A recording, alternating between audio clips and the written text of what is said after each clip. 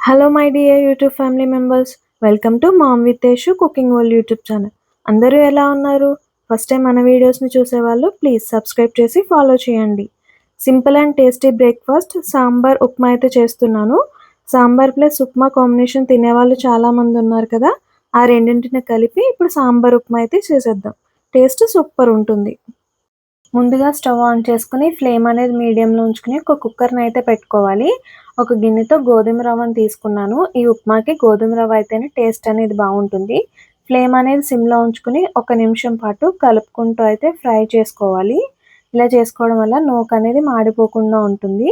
ఇది ఫ్రై అయిన తర్వాత ఒక కప్పుకి 3 కప్పుల వరకు అయితే వాటర్ని దీంట్లోకి యాడ్ చేసుకోవాలి. అప్పుడైతే ఈ రవ్వ అనేది సమానంగా కుక్ అవుతుంది. వాటర్ యాడ్ చేసుకున్న తర్వాత మరొకసారి అంతా కలిసేలా అయితే బాగా కలుపుకోవాలి. ఇలా కలుపుకున్న తర్వాత మనం కుక్కర్‌ని క్లోజ్ చేయాల్సి ఉంటుంది. మూత అనేది పెట్టుకొని మీడియం ఫ్లేమ్‌లో మనం 3 విజిల్స్ వచ్చేంత వరకు మనం కుక్ చేసుకోవాలి. ఒక 10 మినిట్స్‌కి మన కుక్కర్ అనేది కూల్ అయింది. మూత ఓపెన్ చేసి చూసుకుంటే రవ్వ అనేది ఈ విధంగా కుక్ అయింది. మరొకసారి స్టవ్ ఆన్ చేసుకొని ఫ్లేమ్ సిమ్‌లో ఉంచుకొని ఒక కడాయిని అయితే పెట్టుకోవాలి. దీంట్లోకి 3 స్పూన్స్ వరకు ఆయిల్‌ని అయితే యాడ్ చేసుకుంటున్నాను. ఈ ఆయిల్ హీట్ అయిన తర్వాత 1 స్పూన్ వరకు పచ్చిశనగపప్పును అయితే వేసుకోవాలి. దీన్ని ఒక 15 సెకండ్స్ పాటు ఫ్రై చేసుకోవాలి.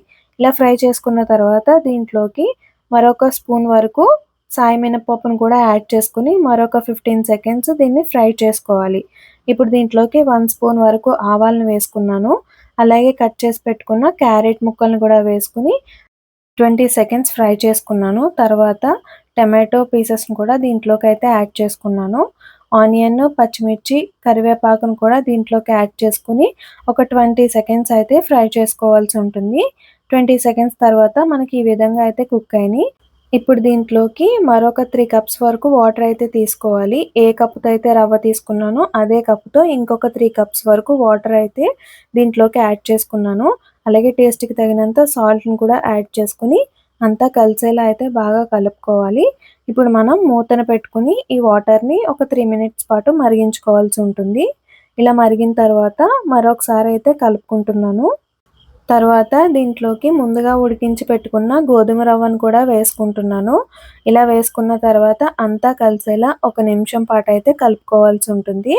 ఇవే వెజిటబుల్ ముక్కలు కాకుండా మనం సాంబార్‌లోకి వేసుకునే పొటాటో, స్వీట్ పొటాటో ఆర్ ములక్కాడ ఏదైనా కూడా మీ దగ్గరుంటే వేసుకోవచ్చు. ఇప్పుడు దీంట్లోకి సాంబార్ పొడినైతే యాడ్ చేసుకోవాలి. నేను 2 స్పూన్స్ వరకు సాంబార్ పొడిని యాడ్ చేసుకొని మరొకసారి అంతా కలిసేలా అయితే బాగా కలుపుకోవాలి. ఇలా కలుపుకున్న తర్వాత దీని మీద అయితే మూత పెట్టుకొని 5 మినిట్స్ కుక్ చేసుకోవాల్సి ఉంటుంది. 5 నిమిషాల తర్వాత మూత తీసుకొని చూసుకున్నట్లయితే మన ఉప్మా అనేది ఈ విధంగా రెడీ అయింది. వాటరీగా ఉంది ఏంటనుకోకండి. సాంబార్ ఉప్మా కదా, కొద్దిగా ఇలా ఉంటేనే బాగుంటుంది టేస్ట్ అనేది. ఇప్పుడు దీనికి కట్ చేసి పెట్టుకున్న కొత్తిమీరని యాడ్ చేసుకున్నాను. అలాగే కొద్దిగా ఇంగువను కూడా యాడ్ చేసుకుంటున్నాను. దానివల్ల ఫ్లేవర్ అనేది చాలా బాగుంటుంది. ఎంతో రుచిగా ఉండే మన సాంబార్ ఉప్మా అయితే రెడీ అయిపోయింది. అప్పుడప్పుడు ఇలా డిఫరెంట్‌గా చేస్తూ ఉండండి. అందరికీ నచ్చుతుంది. ఈ రెసిపీ కనుక మీకు నచ్చినట్లయితే తప్పకుండా ట్రై చేయండి. మీకెలా వచ్చిందో కామెంట్ కూడా చేసి చెప్పండి.